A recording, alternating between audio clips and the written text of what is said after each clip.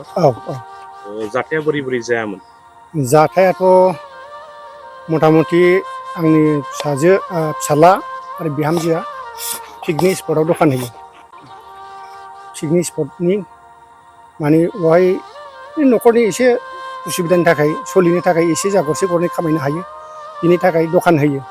बे दखानाव आंनि फिसाज्लाया आंनि बिहामजोजों सम सम एसे हेल्प खालामहैयो आरो ना हेल्प खालामो। बेजों लोगोसे एसे फ्रि सम मोननायखाय खिजानि दैलामफ्राव बेरायदोंमोन। दैलामाव बेरायनायावनो बेबादि घटना जाबाय आरो। माला जाया? बे मैया 3 थारिख ना 19 थारिख ना मैया 28 थारिखआवहाय बे घटनाया बेलासिनि 3 बाजियाव जानानै थांबाय आरो। आंनि बयबो मिथिगौ आंनि गथ'आ बेबायदि दुस्थ' नङा आरो बेबायदि फां-फुं मावनानै जाग्रा नङा।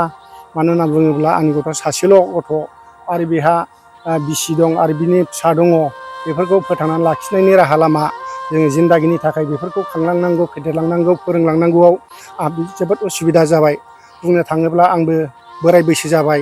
दिनै न'खरखौ सामलायनांगौआव, न'खरखौ बेबायदि मोनसे थांनानै थानायनि राहा लामा बुथुमनांगौआव आंनि थाखायबो एसे असम्भब जाबाय। बिनि थाखायनो आंनि फिसाला जे गोथाङै थायोमोनब्ला आंनि न'खरखौ सालायलांनो हायोमोन आरो गथ' गथायखौ फोरोंनायाव फोलावनायाव न'खर मेनेज खालामनायाव जथेस्थ' आङो बेखौनो आसामोन सासेल' बिसा हिसाबै। दा बे सासेल' बिसायानो जुदि बेबायदि अनागारिहाय बेबायदि दुस्थ' मानसिफोरनि आखायाव जिउ गोमायोब्ला आङो बेखौनो सानदों जाहैबाय जाहाथे बे फिसाला गोमानायनि आंनि गथ' गथाय एबा आंनि फिसौफोरखौ फोरोंनायाव आरो आङो बिहामजो सासे दं बेखौ जाहोनायाव लोंहोनायाव दिनै रान्दि जानानै थांनायाव बेहाबो दुखु दङ। साबेसे फिसाला दं? सासेल'। 5 बोसोरनि। बे हाग्रायाव माब्लाबाफोर थांबाय बायोमोन नामा? सम बियो आंनि फिसालायाथ' हाग्रायावहाय थाङा। थाङो होनना बुङोब्ला मालाबा लोगोफोरजों बिदिनो मैगं-थाइगं नागिरनाय बेफोरबायदि माबा मोनसे मैखुन बायदिसिना बेफोराव गोबावजों खनसे थाङो बेनो आरो। नोंथांनि फिसालानि सायाव अजद होनायखौ मा बुङो?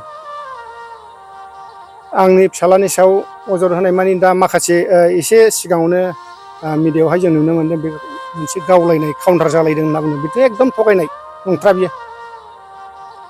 दैलामबारियाव बेरायनो थांनाय मानसिया मालाबाबो बे पिकनिक स्पटआव हिनजावजों एसे हेल्प खालामनो थांनाय मानसि थाङा गावलायहैया बेवहाय। बे दैलामबारियाव बेरायदोंमोन माबा मोनसे साम' खांख्राय नागिरदोंमोन सम्भब। दा नोंथाङा सोरखौ दायनिगिरि सानो? आङो दायनिगिरिया माने आङो दा फरेस्ट डिपार्टमेन्टनिफ्राय आं बेखौ बुंनो हायो आरो बे दायनिगिरिया फरेस्ट डिपार्टमेन्टना।